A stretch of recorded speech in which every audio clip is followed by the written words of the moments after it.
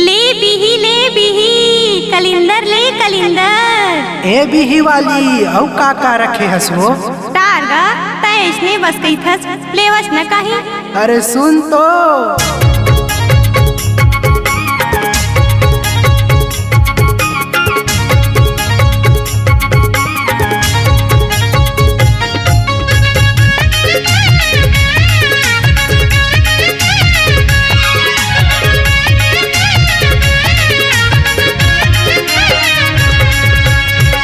गजाला देवे काला काला ये वो गजाला देवे काला काला मांगा तो मंगी माँ तोर गोल गोल भी वो ये करत हवा दीवाना मोला तोरे लाली कलिंदर वो ये करत हवा दीवाना मोला।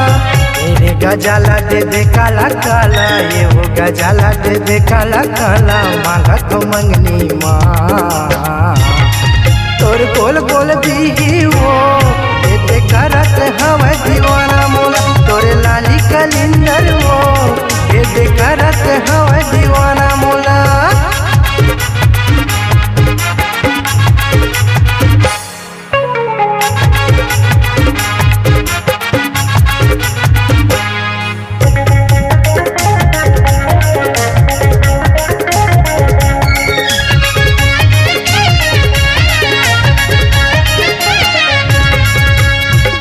हवस टुकनाला लिच लिच कन्या डोलत है चाना के कर धन नाक मनत काने माँ बाली झूलत है।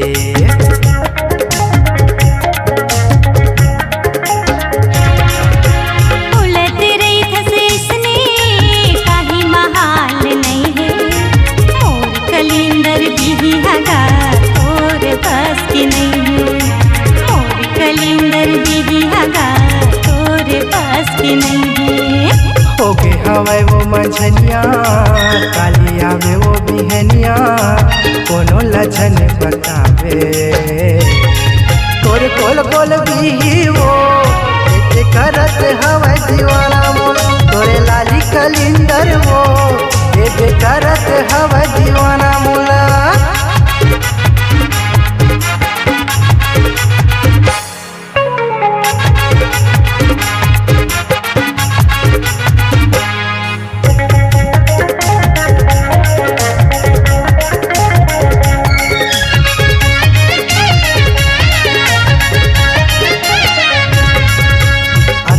सुघर हावस वो बिच थस गली खोर माँ बिना पलाए झपाए परत है काजा दुहाव तोर माँ।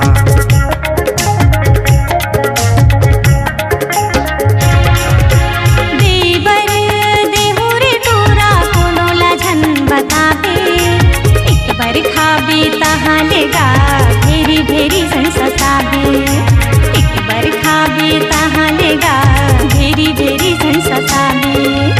अभी अभी टोरे हवा तरिया माँ धोए हवा दिखत हवे ताजा ताजा मोर गोल गोल बिही रे ये दिकारत हवे दीवाना तोला मोर लाली कलिंदर रे ये दिकारत हवे दीवाना तोला।